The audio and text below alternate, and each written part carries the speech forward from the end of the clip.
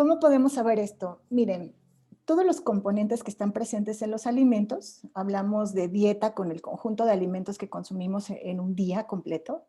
Cada uno de estos compuestos que están presentes en los alimentos pueden regular, pueden generar señales a nivel de nuestro material genético, que es nuestro ADN, pueden cambiar la estructura de empaquetamiento de nuestro ADN a través de unos procesos reversibles que se llaman procesos epigenéticos, donde están involucrados muchos elementos químicos y cambios químicos dentro de nuestro material genético que responden a las señales nutricionales. Estas señales nutricionales a nivel epigenético pueden generar mutaciones en nuestro ADN que son reversibles y pueden generar cambios o alteraciones epigenéticas que son reversibles cuando hay un aporte adecuado de nutrientes o cuando hay una ingesta de un nutriente en particular. También los compuestos que están presentes en los alimentos pueden regular otro de nuestros nucleótidos, que es el RNA de nuestras células, y también pueden regular el RNA de otros agentes como los virus, por ejemplo. También pueden generar cambios a nivel de las proteínas que están en todo nuestro metabolismo y las interacciones con estas proteínas e inclusive con las comunidades bacterianas que viven en todo nuestro cuerpo y principalmente el microbioma intestinal. Entonces, cada compuesto de los alimentos tiene prácticamente tres formas de actuar. Una es que genere una señal directa, y ahí se le llama ligando directo, es como cuando tenemos un receptor de la célula y cada nutriente se une a ese receptor, eso se llama un ligando directo. O pueden generar cada nutriente, llámese una vitamina, un carbohidrato, un lípido, un mineral presente en los alimentos, puede generar cambios en factores transcripcionales. Los factores transcripcionales son prácticamente proteínas que eh, son como aquellos que echan a andar, son los switches que encienden señales de actividad de genes.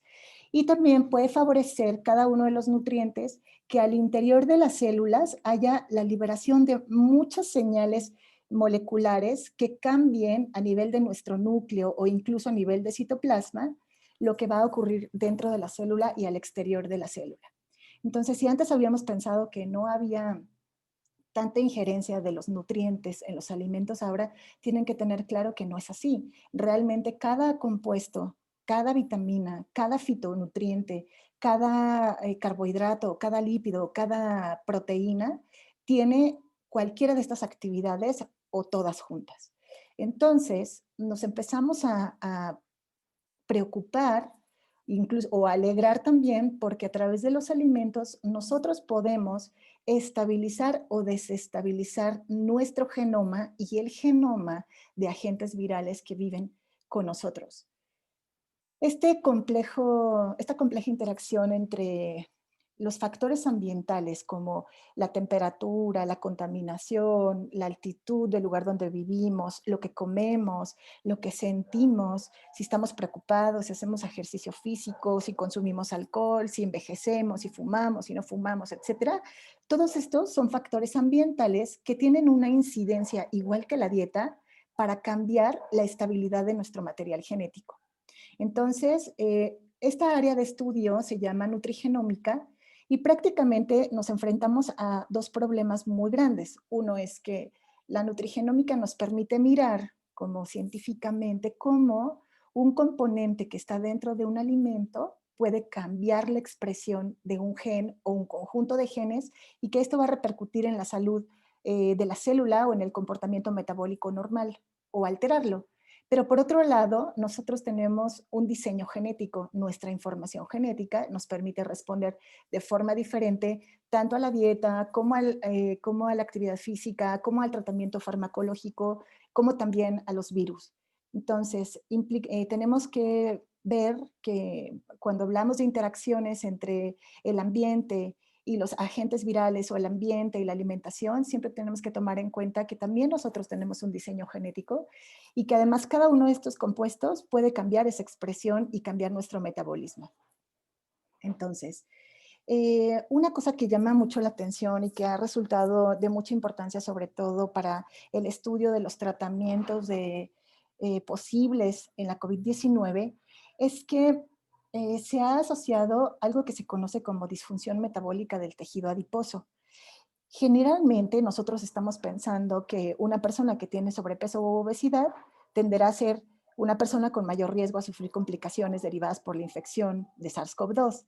Sin embargo, lo que se ha visto es que no necesariamente puede ser una persona con sobrepeso o con obesidad. Puede ser una persona que tenga un índice de masa corporal normal, pero cuyas características de tejido adiposo tengan alteraciones por sí mismas. Es decir, las células grasas de nuestro tejido adiposo tienen un comportamiento particular.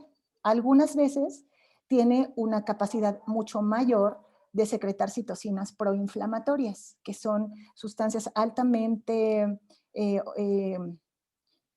señalizadoras para desencadenar respuestas de inflamación crónica. Y eso se ha visto en personas incluso delgadas. Entonces, se pone sobre la mesa, o yo se los comparto aquí, porque resulta que la modulación de esta inflamación en el tejido graso parece ser un factor muy importante para evitar complicaciones cuando una persona tiene que enfrentar una infección por SARS-CoV-2. ¿Y por qué pasa esto? Resulta que el tejido adiposo puede tener 3 grados de inflamación. Inflamación en el estado 1, en el estado 2 y hasta el estado 3.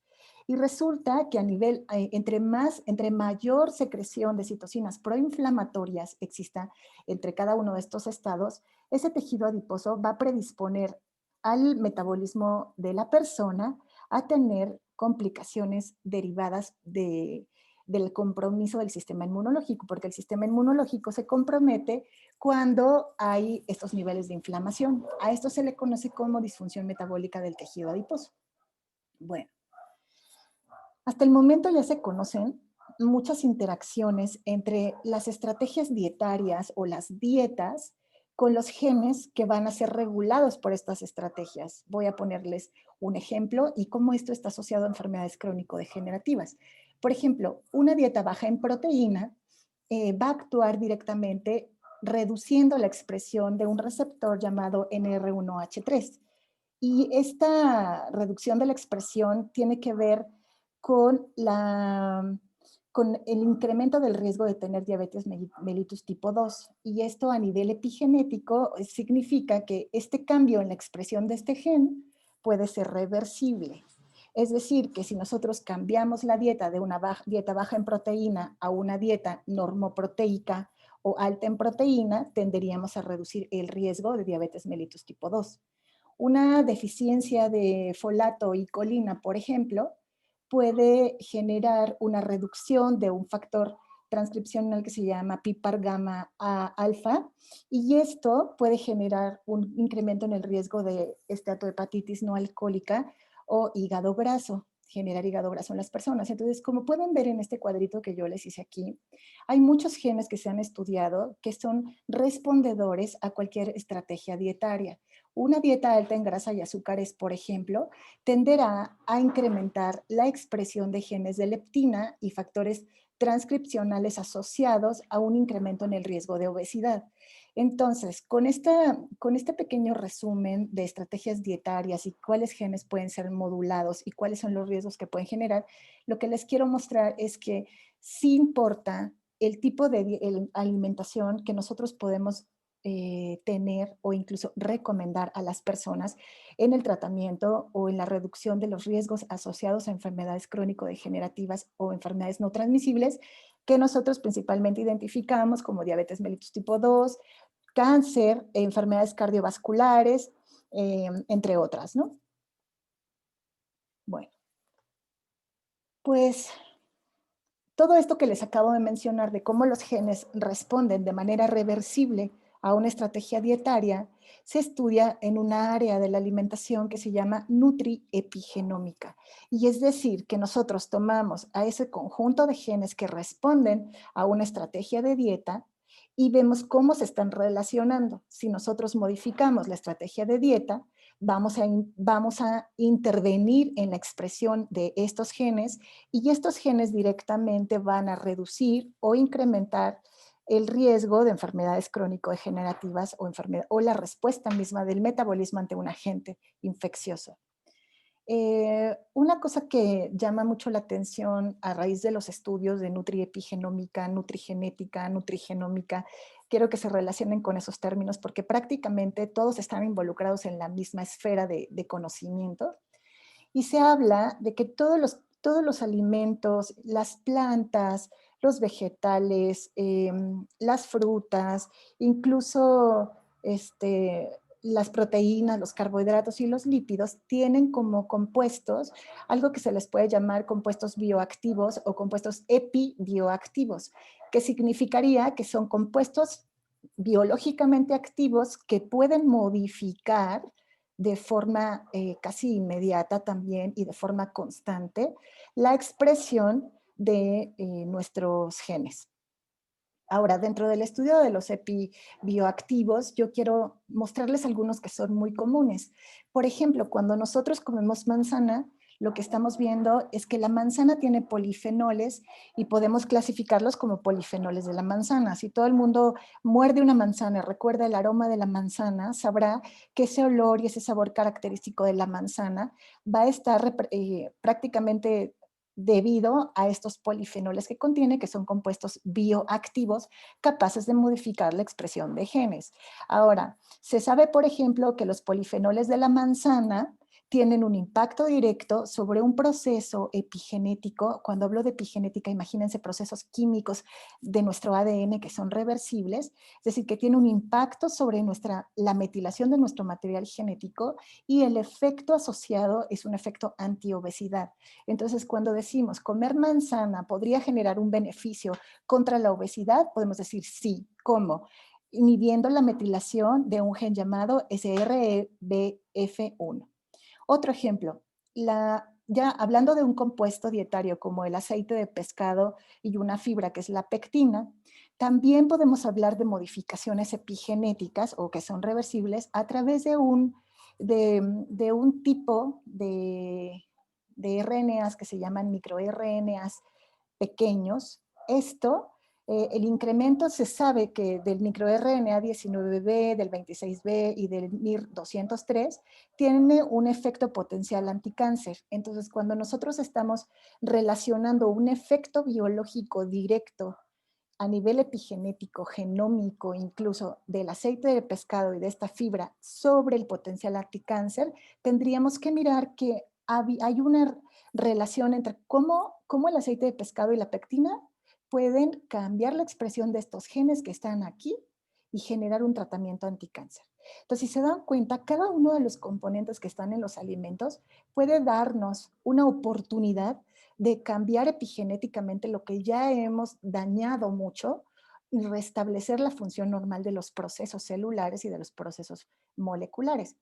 Otro que es muy conocido es la curcumina. La curcumina que encontramos en el curry, por ejemplo, tiene la capacidad de cambiar a nivel epigenético también la expresión de genes como los que ven aquí listados y con esto generar un efecto antiobesidad, la prevención de enfermedades cardiovasculares, generar un efecto de evitar la acumulación de lípidos en sangre o de generar la fibrosis a nivel hepático, como es el caso del resveratrol, la genisteína y otros compuestos o epibioactivos que ustedes pueden encontrar en las frutas, en los vegetales, en las especias, en las plantas. Y ahora quiero que lleguen a pensar que, bueno, tienen blancos directos de regulación genética que van a generar un impacto directo también en el tratamiento de una enfermedad crónico-degenerativa y pensando ahora no solamente en las enfermedades crónico-degenerativas, sino en cómo esto incrementa el riesgo cuando hay una infección por SARS-CoV-2. Entonces es muy importante recordar que hay poder en los alimentos. Es muy importante saber que una de las cosas que les voy a presentar a continuación tiene que ver con unas guías de recomendaciones que están basadas en las últimas investigaciones, son datos súper calientitos de qué se sabe acerca de qué más podemos hacer con la alimentación y si realmente la alimentación tiene un impacto o la nutrición o el estado nutricional del paciente tiene un impacto en la reducción de las posibilidades de generar un internamiento en terapia intensiva, ¿no? Lo que se ha visto prácticamente y que les voy a sugerir es que los requerimientos nutricionales para un paciente que está enfrentando infección por SARS-CoV-2 y que está siendo cuidado en casa es que debe tomar 3 litros de agua o de líquidos diariamente. Su dieta debe estar basada entre 2.000 y 2.000 kilocalorías por día, no menos de esto, y no menos de 75 a 100 gramos de proteína eh, dentro de su dieta. Aunque se reduce el apetito y el olor y el sabor de los alimentos deja de ser percibido de forma convencional, es muy importante insistir en la no restricción de alimentación durante este periodo de enfrentar una infección por SARS-CoV-2. Entonces, para los que nos acompañan y tienen bajo su cuidado que sean médicos o nutriólogos, les puedo recomendar que debe ser una dieta alta en calorías y proteínas, como ya lo han visto, no menor de 2.000 kilocalorías. Las ingestas son pequeñas, de 5 a 6 veces y de preferencia de entre 2 y cada 3 horas. Las calorías son sumamente importantes porque una de las cosas que más ocurre es la destrucción acelerada del tejido muscular para obtener energía. Por lo tanto, la administración de los nutrientes en tiempo y en cantidad resulta sumamente importante. El consumo de proteína de 75 a 100 gramos, prácticamente estamos hablando de consumir de 3 a 4 porciones al día de proteínas de buena fuente, como la leche descremada, los huevos, el yogur del queso, la carne magra, pescado, aves, pollo, aves, batidos de proteína y suero de leche. Y esto no se los menciono solo porque estemos haciendo una presentación de nuestros suplementos, sino porque son recomendaciones actuales de guías que se utilizan a nivel internacional para el tratamiento de las complicaciones por COVID-19. Tenemos que favorecer que haya el consumo de líquidos suficientes, duplicar el tamaño de las grasas principalmente poliinsaturadas, aceite de oliva, aguacate, y sí se sugiere el consumo de suplementos nutricionales líquidos entre comida para aumentar el consumo y el aporte de proteína y también el aporte de calorías en cantidades pequeñas pero con frecuencia. Entonces, ¿qué podría ser? Este es un ejemplo que yo les pongo en el plato de los alimentos recomendados. Pueden ver en este grupo de 3 a 4 porciones de granos y cereales, que lo podríamos identificar al día, al menos 5 vegetales y frutas, de 3 a 6 y 4 porciones de proteínas de alto valor biológico en el día. Eso resumiría esa recomendación. Aquí les he puesto un ejemplo de lo que podría ser una dieta similar y sin embargo vamos a centrarnos ahora en hablarles de las estrategias nutragenómicas que se han establecido por evidencia en los últimos meses. ¿De qué se trata? Encontrar a base de recursos naturales y a base de alimentos las formas de inhibir la replicación viral dentro de las células y esta combinación entre lo natural y los alimentos que pueden generar una terapia coadyuvante con el tratamiento farmacológico, evitar la progresión de la enfermedad hacia complicaciones que no estamos deseando, ¿no? Nosotros sabemos, por ejemplo, este es el protocolo, prácticamente las recomendaciones que yo les voy a pasar en un documento completo. Es un documento que está en inglés, que fue publicado el 27 de diciembre del 2020 y que prácticamente son unas guías de recomendaciones de la Escuela de Medicina de Virginia en Estados Unidos, donde se notan prácticamente que dentro de los protocolos de tratamiento farmacológico ya empezamos a ver la introducción de suplementación para evitar, no solamente para prevenir la inflamación exacerbada cuando somos infectados por COVID-19, sino también durante el tratamiento en las primeras etapas de la infección. Lo que ustedes ven aquí hablando de esos receptores celulares, ya ven esta Y que yo les mostré al principio, esos receptores son de diferentes tipos. Hay unos receptores que son para nutrientes y hay otros receptores que son para otras cosas. Entre ellos hay un receptor que se llama receptor de angiotensina 2 o ACE2, que prácticamente es muy sonado y muy popular porque es la puerta de entrada por la cual el virus llega hasta el citoplasma de nuestras células. Entonces, si nuestra genética nos permite tener una mayor cantidad de estos receptores de angiotensina 2, pues prácticamente tenemos más posibilidades de incrementar la replicación viral, pero también tiene mucho que ver qué ocurre al interior de la célula para que se contenga o se incremente la velocidad de la fabricación de las proteínas de este mismo virus y todo lo que ocurre en el citoplasma y en el aparato de Golgi para crear nuevas vesículas del SARS-CoV-2 y ser expulsadas al torrente sanguíneo. Entonces, les voy a mostrar que ahora es muy importante, y esto es algo que ya se ha difundido, es que tenemos que cambiar en nuestro enfoque de tratamiento hacia la prevención, pero también al tratamiento temprano de esta enfermedad catastrófica para evitar que los pacientes progresen a la fase pulmonar y requieran hospitalización. Entonces, ¿qué significa? Que los estudios recientes que se han publicado indican que aquellas personas cuyo estado nutricional está en mejores condiciones o que han recibido tratamiento de soporte con nutrientes, con nutracéuticos, está viendo una reducción en las complicaciones o una reversión de las complicaciones. Basados en este estudio que yo les voy a compartir, recuerden que hay una fase, 4 fases de desarrollo de esta enfermedad, que es el periodo de incubación, que es de 5 días antes de la presentación de los síntomas. La presentación de los síntomas del día 5 hasta el día 10 aproximadamente, estaríamos hablando de la fase sintomática, y a partir de la fase 11 hasta el día 14 de la presencia de la infección, estamos hablando de una fase temprana pulmonar, y después del día 14 hasta el día 28 podríamos hablar de una fase tardía. Y lo que ocurre en cada una de estas fases es sumamente importante cuando está siendo relacionado con el estado nutricional. Es decir, que lo que yo les voy a presentar prácticamente está siendo aplicado en la fase de incubación y en la fase sintomática e incluso en la fase pulmonar temprana. Entonces, si ustedes pueden ver aquí en el esquema que les pongo aquí abajo, van a empezar a ver que dentro del protocolo recomendado empiezan a combinarse con ivermectina, la quercetina, el zinc, la vitamina C y el selenio. Pero no solamente hay evidencia de la respuesta favorable de la combinación de estas vitaminas y cómo las han utilizado, sino que les voy a mostrar qué es lo que se ha obtenido de información. Generalmente nosotros hablamos de un profilaxis o previa a la exposición viral y profilaxis post-exposición viral durante el tratamiento temprano y ya con el tratamiento tardío. Este documento, cuando ustedes lo revisen, pueden encontrar incluso qué hacen médicamente durante el tratamiento temprano y tardío, es decir, con la terapia farmacológica.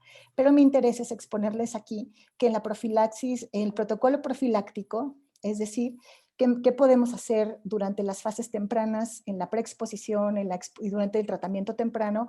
Es que lo que se ha recomendado es utilizar, además de los fármacos, como la ivermectina, utilizar dosis de vitamina D entre 1000 y 3000 unidades por día, dosis altas de vitamina C, estamos hablando de 1 gramo diariamente, de 1 a 2 veces al día. Podemos incorporar un bioflavonoide que se llama quercetina, cuya dosis se ha probado en 250 miligramos por día, el zinc a 50 miligramos por día y la melatonina con 6 miligramos antes de dormir. Esto es en la fase de profilaxis, y cuando estamos hablando de un tratamiento temprano, ya se combina la ivermectina con la aspirina, por ejemplo. Sin embargo, siguen manteniendo estos protocolos de nutracéuticos y que han reportado beneficios esperanzadores también para evitar las complicaciones generadas en el tratamiento tardío. Bueno, es muy importante recordar que los suplementos, a diferencia de los fármacos, no se pueden comercializar como productos que prevengan o que curen enfermedades. Sin embargo, esta área del uso de los suplementos, aunque no es nueva, el enfoque que nosotros le queremos presentar es un enfoque de qué hace cada nutriente, qué hace la quercetina, qué hace la vitamina D, qué hace la vitamina C, qué hace exactamente, cuáles son los genes que está regulando y por qué podemos esperar un cambio en la constitución del epitelio de la célula, o cómo podemos esperar que haya una inhibición de la replicación viral, qué es lo que está pasando con estos nutrientes. Entonces, nosotros hemos utilizado el concepto nutracéutico para decir cómo un nutriente puede ser llevado a una presentación farmacológica y poder generar una terapia esperada, puesto que sabemos con fundamentos de la nutragenómica que tiene genes blanco que van a hacer cambios a nivel celular y cambios a nivel molecular. Pues bien, Estos protocolos que yo les pongo aquí, donde además les muestro las referencias donde pueden profundizar en cada una de las actividades, es en el caso de la vitamina D, la vitamina C, que todo el mundo ya parece que conoce el potencial. em, También es importante incorporar vitaminas del complejo B y lo que dicta este protocolo es que a los profesionales de la salud se les ha recomendado incluso utilizar interferón alfa de manera nasal, sin embargo es opcional porque todavía no hay evidencia suficiente. Con un poquito de antecedentes que les acabo de presentar, quiero ahora darles nuestro panorama de por qué la línea de suplementos la basamos en la nutrigenómica, como acaban de ver en un momento, y qué potencialidades estamos esperando. Pues bueno, la- nuestro objetivo es crear una serie de aplicaciones de estos nutrientes a partir de conocer o de fusionar tres campos de la ciencia: la genómica, que significa el estudio de la estructura y la función de los genes, con los nutrientes, o la nutrición en general, el metabolismo mismo, y la epigenética, es decir, los efectos que pueden ser reversibles que ocurren en una enfermedad, hacer aquellas alteraciones que ya ocurrieron por cambios en el ambiente, por un mal estilo, por un estilo de vida no favorable, porque haya consumo excesivo de alcohol, porque haya una enfermedad. Cualquier enfermedad genera cambios epigenéticos que son reversibles, y son reversibles a través del uso de nutrientes.